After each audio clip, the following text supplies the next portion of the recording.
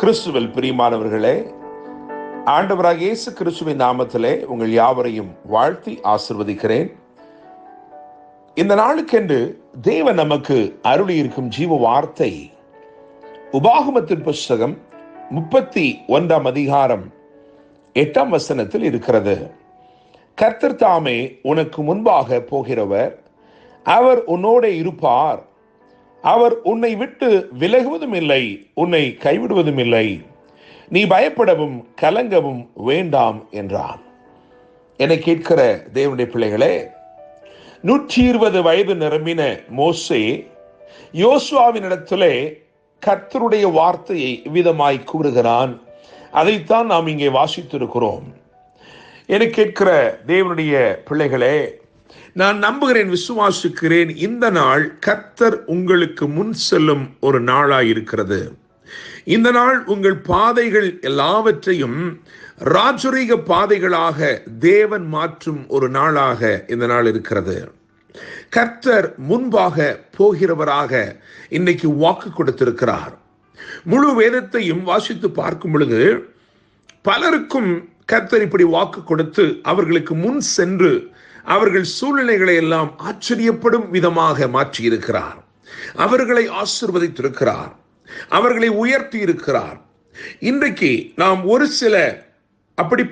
ஒரு சில உதாரணங்களை, முன் உதாரணங்களை, ஒரு சில திருஷ்டாந்தங்களை இந்த காலை வேளையிலே தியானிக்க போகிறோம். விசேஷமாக நான் ஒரு 5 காரியங்களை மாத்திரம் வேதத்திலிருந்து சீக்கிரமாய் உங்களுக்கு பகிர்ந்து கொடுக்க விரும்புகிறேன். முதலாவதாக ஆபிரகாமின் வாழ்க்கையை எடுத்து பார்க்கும் பொழுது ஆதியாகமத்தின் புஸ்தகம் 12 அதிகாரம் 1 வசனத்திலே நான் உனக்கு காண்பிக்கும் தேசத்துக்கு போ என்று எழுதியிருக்கிறது. அப்படியே புதிய ஏற்பாட்டுக்கு வந்து அப்போஸ்தலர் 7 அதிகாரம் 3 வசனத்தை வாசிக்கும் பொழுது நான் உனக்கு காண்பிக்கும் தேசத்துக்கு வா என்று எழுதியிருக்கிறது. எனவே தேவன் இங்கே ஆபிரகாமுக்கு முன் செல்வதை பார்க்கிறோம். அவர் அவனை எந்த பாதையில் போகச் சொன்னாரோ அதிலேயே அவர் முன் சென்று அவர் அவனை வரச் சொல்லுகிறதை வேதத்திலே வாசிக்கிறோம். இங்கே சொல்லப்பட்டிருக்கிற ஆபிரகாமுக்கு முன் செல்லுகிற தேவன் எதற்காக முன் சென்றார் என்றால் ஆபிரகாமை ஆசீர்வதிக்கும்படிக்கு, இன்றைக்கும் உங்களை ஆசீர்வதிக்கும்படிக்கு, உங்கள் விசுவாசத்தை வர்த்திக்கும்படிக்கு ஆண்டவர் உங்களுக்காக முன் செல்கிறவராய் இருக்கிறார். இரண்டாவதாக யோசுவாவின் புஸ்தகத்திலே யோசுவாவை குறித்து நாம் வாசிக்கிற இந்த வசனம், அதாவது உபாகமம் 31:8, அதிலேயே எழுதியிருக்கிறது, கர்த்தர் தாமே உனக்கு முன்பாக போகிறவர். என கேட்கிற தேவனுடைய பிள்ளைகளே, யோசுவாவுக்கு முன்பதாக ஆண்டவர் சென்றதை வேதம் இங்கே எழுதி வைத்திருக்கிறது. எதற்காக அவர் யோசுவாவுக்கு முன் சென்றார் என்று சொன்னால் 31 ராஜாக்களை அவன் சங்கரித்து ஜெயத்தை பெறும்படிக்கு அவனுக்கு அவர் முன் சென்றார். என கேட்கிற தேவனுடைய பிள்ளைகளே, முதலாவது உங்களை ஆசீர்வதிக்கும்படிக்கு முன் செல்லுகிற இவர் உங்களுக்கு ஜெயத்தை அருளும்படிக்கும் இந்த நாளிலே உங்களுக்கு முன் செல்கிறார். மூன்றாவதாக ஏசாயா 45 அதிகாரம் 2 வசனத்தை கவனிக்கும் பொழுது அங்கே கோரேசுக்கு ஒரு வார்த்தை சொல்லுகிறார், நான் உனக்கு முன்னே போய் கோணலானவைகளை செவ்வையாக்குகிறேன் என்று சொல்லுகிறார். என கேட்கிற தேவனுடைய பிள்ளைகளே, எதற்காக அவனுக்கு முன் சென்றார் என்றால் சகலவற்றையும் சீர்படுத்தி சிறப்பாக்கும்படிக்கு முன் சென்றார்.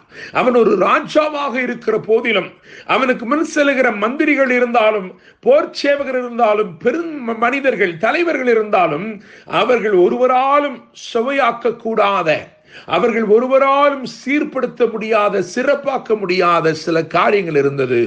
எனவே அந்த கோணலை செவ்வையாக்கும்படி ஆண்டவர் முன் சென்றார். இன்றைக்கு உங்கள் வாழ்க்கையிலும் கோணலானவைகளை செவ்வையாக்கும்படிக்கு, அதாவது சீர்திருத்தி உங்களை சிறப்படுத்தும்படிக்கு உங்களுக்கு முன் செல்கிறவராய் இருக்கிறார். நான்காவதாக மீகா 2 அதிகாரம் 13 வசனத்திலே இஸ்ரவேலருக்கு வாக்கு கொடுக்கும் பொழுது தடைகளை நீக்கும்படி முன் செல்கிறார் என்று எழுதியிருக்கிறது.